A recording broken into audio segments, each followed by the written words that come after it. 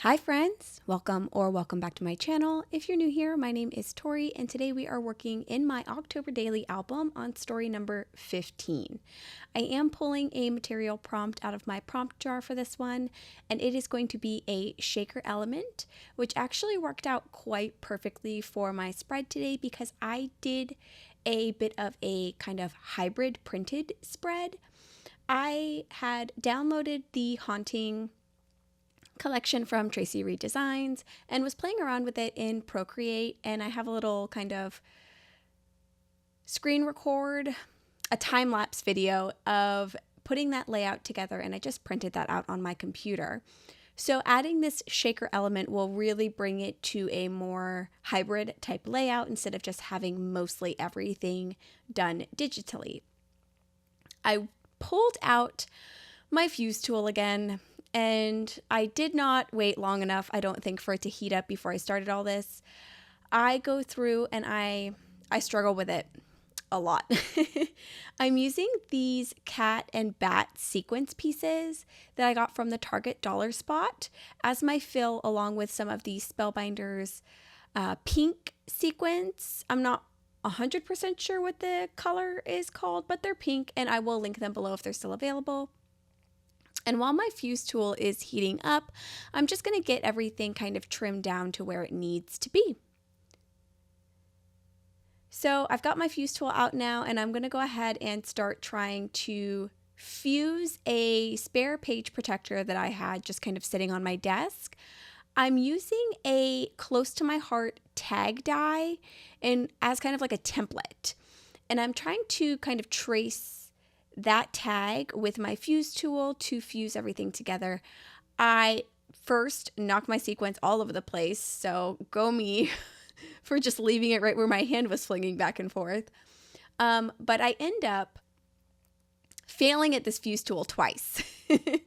So while I'm getting all of this cleaned back up and continuing to try fusing this page protector together, the story that I am documenting today is myself and my daughter kind of just staying up way later than we needed to and playing with the Instagram Halloween selfie filters on my phone. So we had a lot more than these 4 photos, but I picked quite a few of them.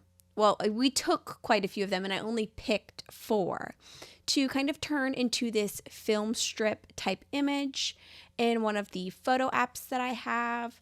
Let me look up the name of that. So I turned this into a film strip using PicFrame.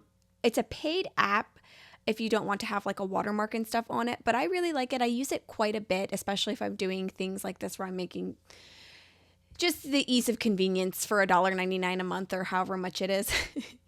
Back to what I'm actually doing though. I'm trying once again to do this in a tag shape.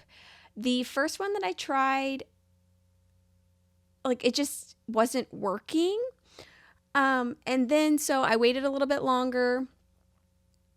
I'm trying again now, and I'm going to think that I've got everything good to go, but then I end up cutting it out, trimming it out, and the whole thing just comes apart.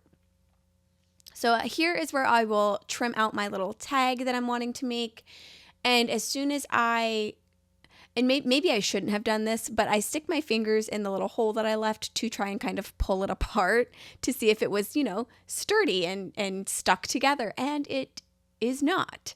So I'm going to pull out the fuse tool and refuse it again. I feel like I do this so many times in this video, but it doesn't work.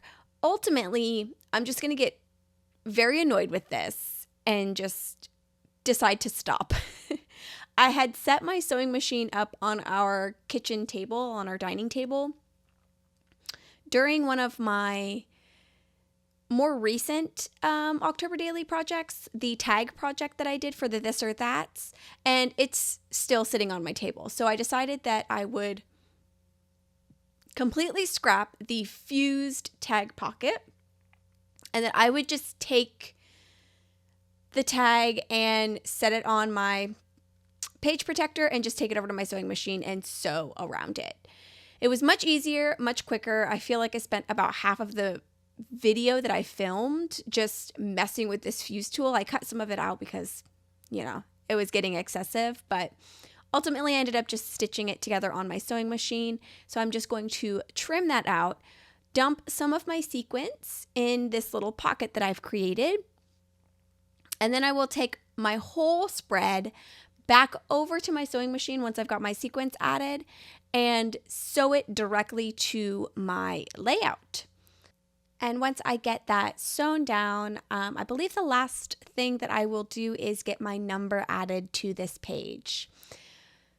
Funny enough, I did, and you may have seen at the beginning, the number that I placed on this layout while I was actually putting everything together was a 14. And this is not story number 14. This is story number 15. So I did pull that off after I finished filming. I don't think I've taken the cover photo for this story yet. So my cover photo will have the correct date, but the whole video has the wrong date because I did not even realize until I put this in my new album.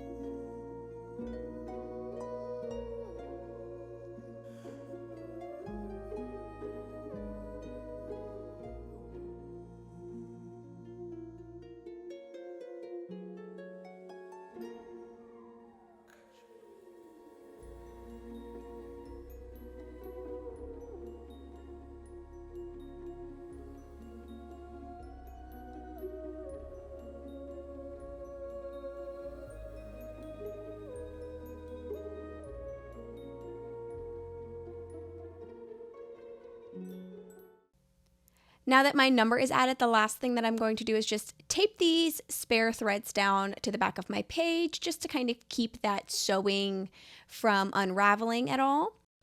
But that is all I have for you for today.